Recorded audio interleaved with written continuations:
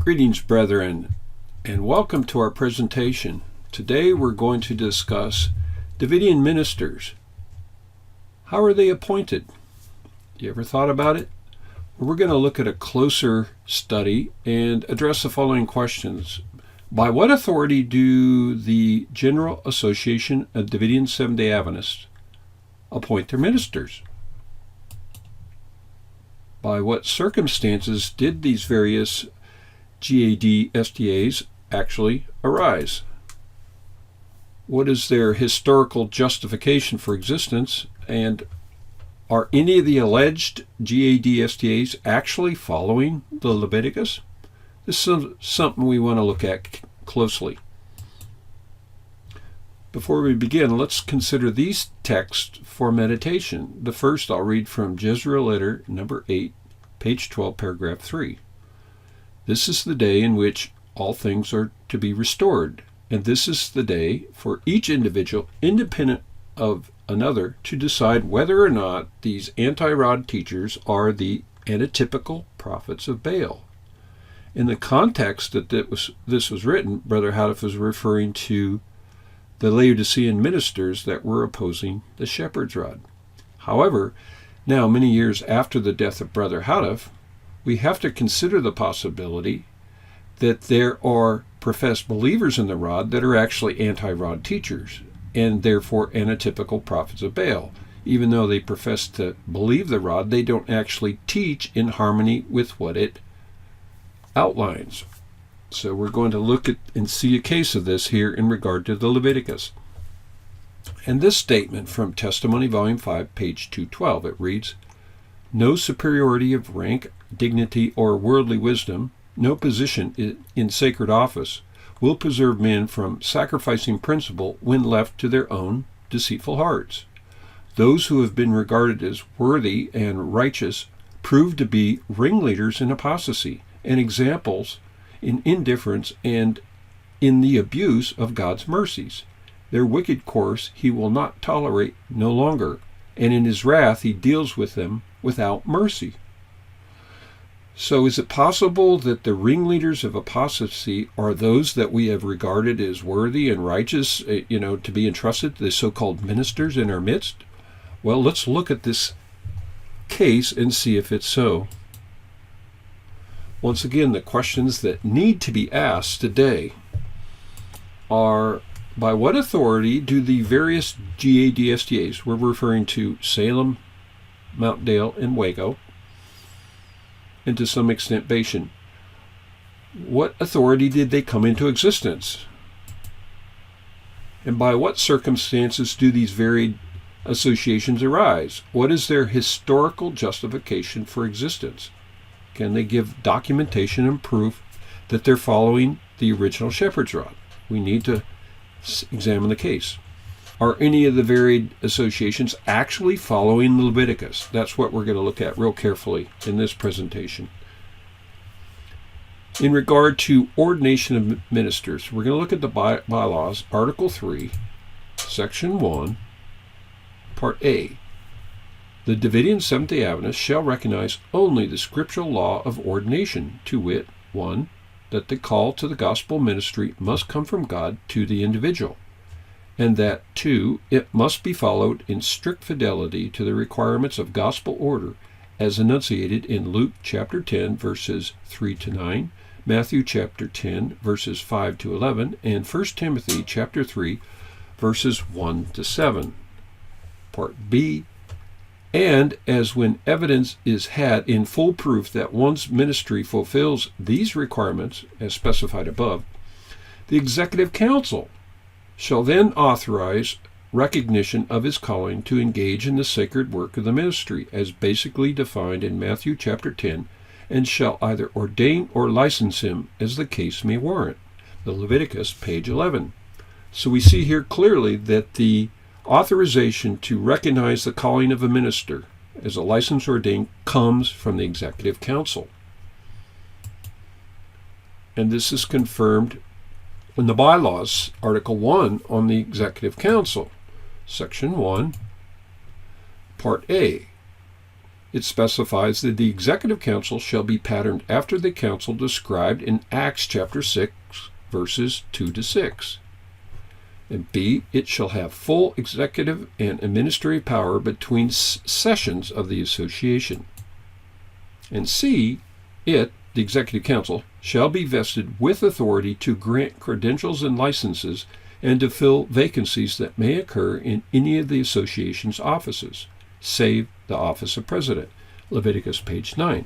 So once again, this confirms that the authority to grant ministerial license and credentials comes from the executive council. So this begs the question, where does the executive council come from? We need to know. Well, according to the bylaws, the Constitution, Article 4, Officers and Their Duties, Section 1, Part 8, the regular officers of this association shall be a president, a vice president, a secretary, and a treasurer. 4 identified positions. B, the president shall be called and chosen in accordance with the procedure set forth in Exodus chapter 3, verses 10, 15, and 16, chapter 4, verse 17, Ezekiel chapter 3, verse 17, and Luke chapter 6, verse 13. And C, all other officers of this association shall be appointed in accordance with the procedures set forth in Numbers chapter 11, verses 16, 17, 24, and 25, and in Acts chapter 6, verses 1 to 7, and chapter 13, verses 1 to 3. Now, I very much encourage you to carefully and prayerfully read all these scriptures and seek the guidance of the Holy Spirit to understand how they apply to this situation. How do we get a president, and how do we get the executive council? The procedure is specified here. So to summarize this analysis, here's the stark reality that we need to pay special attention to. 1, the president is chosen by God, as God chose Moses to lead the Exodus movement, and Christ chose the 12 apostles to lead the New Testament church. So the president has to be chosen by God. In turn, the president chooses the executive council members, just as Moses gathered the 70 elders of Israel to be his assistants, or under-rulers. In the New Testament era, the 12 apostles told the people to choose 7 disciples amongst them, full of the Holy Spirit, and for them to deal with the local business of the church. So, in essence, the president chooses the council members. If this is true, think about this. Without a legal executive council today comprised of a president, vice president, secretary, treasurer, and 3 council members, then there is no authority to appoint ministers of the licensed and ordained class. Now, this bears repeating.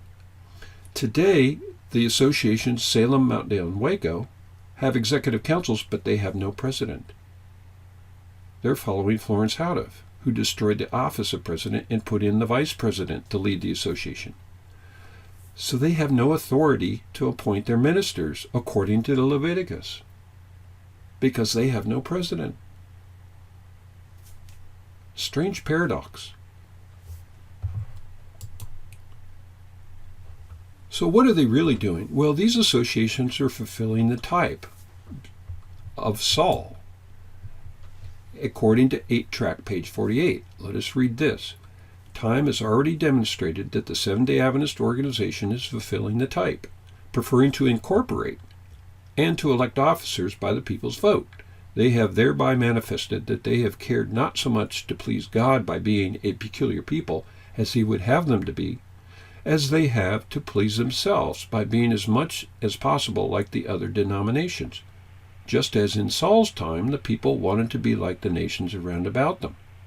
And although chosen by the people, yet the General Conference officers were nevertheless accepted by God to be the rulers over his people now, as Saul was anciently. Just as he betrayed his trust, however, by disobeying the word of God as spoken to him by the prophet Samuel, so the president So the present church organization, the ancient men before the house, have, says the prophet to the church today, betrayed their trust. Testimonies, Volume 5, page 211. For a more ample treatment of the subject of organization, see our Organizational Manual. The Davidian Organizational Manual is the Leviticus, which we've just consulted, and we've seen plainly that the existing associations are not following the Leviticus because they do not have a president that in turn appoints as executive council members. But they in turn follow the example of the Mother Seventh-day Adventist Church and Saul by preferring to incorporate and register with the state as IRS 501c3 corporations, and then they elect their officer by popular vote of the people. Anybody that's attended a session at Mount Dale or Waco knows this to be the case. This is exactly what they do. So they are, in fact, have a leadership hierarchy following the pattern of Saul. We have a prior video discussing this leadership hierarchy amongst Davidians. And if you check in the description box below, there will be a link to these presentations, the background behind this. So it's clear that these associations are following the world, the popular denominational churches, rather than the Leviticus, which God gave us. So it begs the question, who appointed these men? Well, these are the leaders of the Waco Association, Norman Archer and two of his ministers. Now, they were not appointed by a prophet and a president, so they had themselves appointed by a group of followers, their man-appointed executive council. Or what about this man? He broke from Waco and appointed himself to be the one shepherd, the antitypical David that will lead the flock, and so his followers think that he's the King David, and he appointed himself president and appointed his executive council. However, the problem is God didn't appoint him to be president. This is, of course, Lennox Sam, a rival to the Waco Association. Or what about these men? These are the leaders of Mountaindale. They're ministers. And once again, none of these men were appointed by a president or the prophet Brother Houteff. So they were appointed by an executive council that was voted in by the popular vote of the people. So once again, man-appointed, unauthorized ministry. Let's go back in history a little bit and look at the comparison between authorized ministers appointed by the prophet versus unauthorized. In 1961, Davidians reorganized to oppose the apostasy of Florence Houteff. We've discussed this in a prior video, a link of which is in the description box below on the Storehouse history. So in 1961, this group called themselves the 100% Rod-only Davidians. And amongst them, there were 4 individuals that became future leaders of various Davidian groups. It turns out 3 of them were unauthorized or appointed by men or appointed themselves, and only 1 was authorized or appointed by the prophet, Brother Houteff. Starting on the left, the man under that red arrow is Martin J. Bingham, who started his own Bashan Association. Now, it was true that Bingham was an editorial assistant under Brother Houteff. However, he committed adultery and was removed from the camp, relieved of his responsibilities. And we have a video called Bashan Hill Exposed that documents his adultery and removal from office. So he's unauthorized to lead the work of God. He married the woman next to him, Jimmy Bingham, an adulterous second wife. And after Bingham died, she inherited the title of Porter President to lead the Bashan Association. Over here on the right, that young man, Don Adair, studied under Bingham in the 1960s and then later usurped or took over the association at Salem, South Carolina in 1974 and continues on to be their vice president in standing to this day. The only minister that was appointed under Brother Houteff was this man, Harry Warden. And he was the one that preserved the true storehouse during the 1960s into the 1970s. So the association moved in 1970 from Southern California to Salem, South Carolina. So here's a picture of the session in 1970, and we're going to look once again who are the authorized versus the unauthorized ministers in this photograph. Well, the first man, Don Adair, we identified him in the prior slide.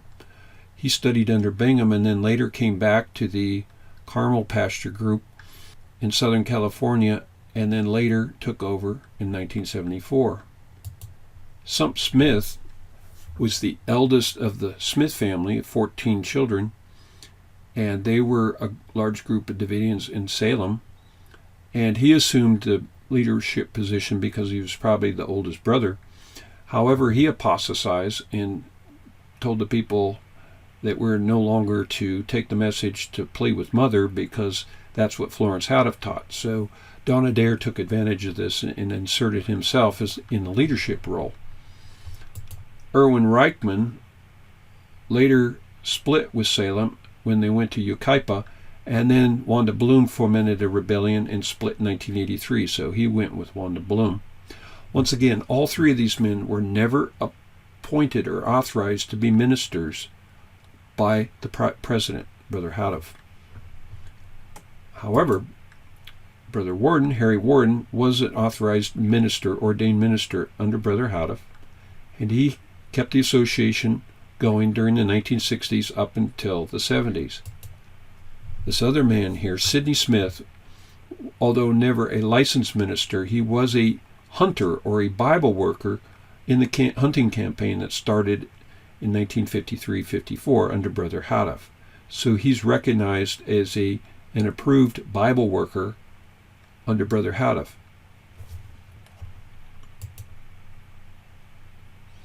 So one of the two authorized ministers under Brother Houteff, Harry Warden, was instrumental in preserving the storehouse during the 60s and 70s. Here's a picture of him and his wife, Vera Warden, during Brother Houteff's lifetime, over on the left. And on the right is a picture of him in his old age.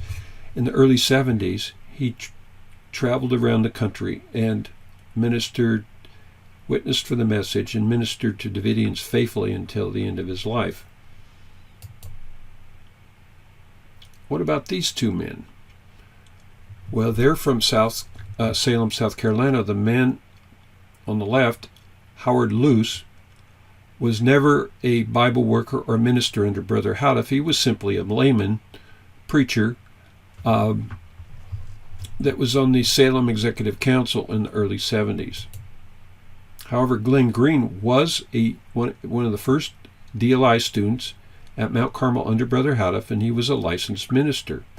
And he held that position until his death in 2004. And he really ministered at this little church here, the Salem Seventh-day Adventist Church, which elder nations rose up, became converted, and brought the Smith family in the late 1930s. And that remains to this day, although that church is almost going out of existence. So Glenn Green was a authorized minister in the name of the original Shepherd's Rod up until 2004. What about women? Well, we know the case of women being usurpers or taking positions that were unauthorized to them. Of course, the most notorious being this woman over on the left, Florence Houteff, who the day after her brother Houteff died, the next morning, within hours, convened a emergency meeting of the Executive Council, the authorized one by Brother Houteff, and removed the office of president, destroyed it, and put herself in a position as vice president. That's where all this teaching from Salem and Mountaindale and Waco come from. They're following the example of Florence Houteff, the first usurper, one of the first usurpers of the prophetic office and the leadership authority. The woman in the middle, Wanda J. Walters, that was her maiden name, was a Davidian in the 50s and 60s. who later usurped or broke away from Yucaipa in 1983 and formed her association with Erwin Reichman that exists to this day in Red Bluff, California. But once again, unauthorized. Nobody appointed her to be a leader or a minister. And the woman over here on the left is Jimmy Bingham, the adulterous second wife of Martin Bingham, M.J. Bingham, who, after M.J. died, took over the office of Porter President. And then recently she's passed away, and their eldest son, Trevor Bingham, is now the one in their leadership hierarchy, claiming to be the prophet, or not the prophet, but the Porter President.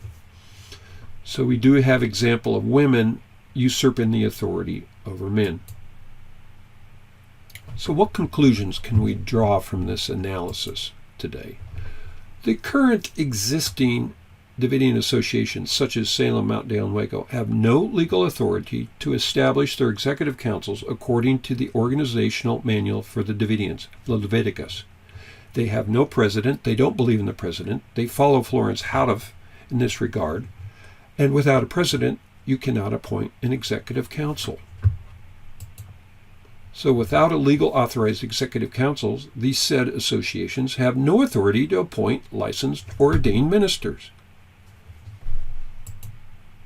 So the current associations are following the type, like Mother, and prefer to incorporate with the state as 501c3 and elect their officers, their executive council, by the popular people's vote.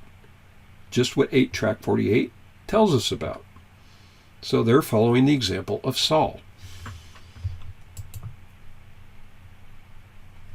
What we notice here is that the ministers authorized by Old Mount Carmel under the direction of the prophet president, Brother Houteff, were associated with the true lineage of storehouses that preserved the original Shepherd's Rod message from 1955 on up to about 2003.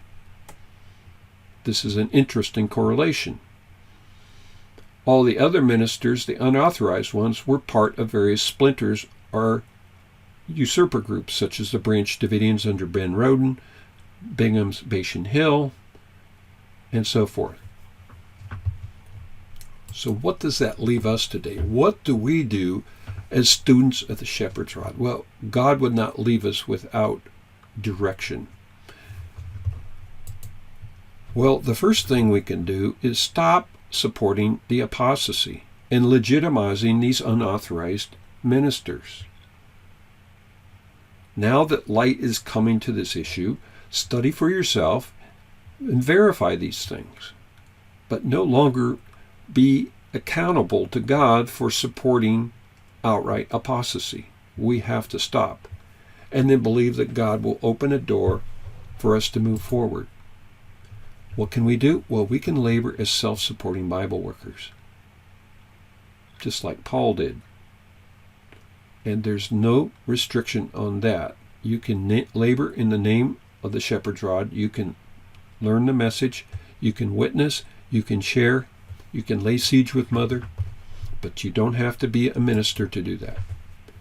We should strive to be future leaders. One of the 144,000. They're going to be the fully and properly ordained and authorized ministry in Palestine, in the future gospel headquarters, after the purification, during the loud cry. So let us strive to be prepared to be one of those leaders. What can we do now? We can complete the ministerial training requirements as much as possible, and there's plenty to do. For example, what are the requirements to study the Shepherd's Rod message? Well, 1, make sure you read the entire King James Bible. 2, read at least 25 books of the Spirit of Prophecy, specifically Testimonies to the Church, volumes 1 to 9, from cover to cover, Conflict of Ages series, which is Patriarchs and Prophets, Prophets and King, Desire of Ages, Acts of Apostles, and Great Controversy. And then Testimonies to Ministers, Gospel Workers, Early Writings, Selected Messages 1 to 3, Ministry of Healing, Counsels of Health, Adventist Home, Christ Object Lessons, Mount of Blessing, and Steps to Christ. This is essential reading. One cannot consider themselves even a Seventh-day Adventist unless they've read all of these books. And there's many more that Ellen White wrote, but this would be a minimum requirement to understand the message and to follow and practice the reforms it calls for. And then, of course, read the entire original Shepherd's Rod message that was published by Brother Houteff, not books that came later, published by other people, but only the original Shepherd's Rod. And then you can complete the basic and advanced Shepherd's Rod Bible correspondence courses to test your mastery and comprehension of the Rod message. After that, you can apply to begin the Advanced DLI Bible Worker Online Training Program, of which we have a lot of material compiled, and you can learn to address some of the many controversial doctrines that have risen amongst us since the death of Brother Houteff, and really get down and understand what the Bible's teaching in the Spirit Prophecy and the Shepherd's Rod, and be able to go out in the name of the Shepherd's Rod and teach in the name of truth and address all of these winds of doctrine and controversies. Also, don't waste your time reading uninspired books, compilations, etc. That will lead you into the ditch. Focus on studying the original message given by Brother Houteff. And study with friends of the original Shepherd's Rod. Avoid wasting time chatting on Facebook and arguing, or WhatsApp, or listening to brainwashing seminars that go on and on for hours and hours every week by uninspired, self-appointed leaders. It's not necessary. It's only a snare and a trap. Study to show yourself approved unto God, a workman that needeth not be ashamed.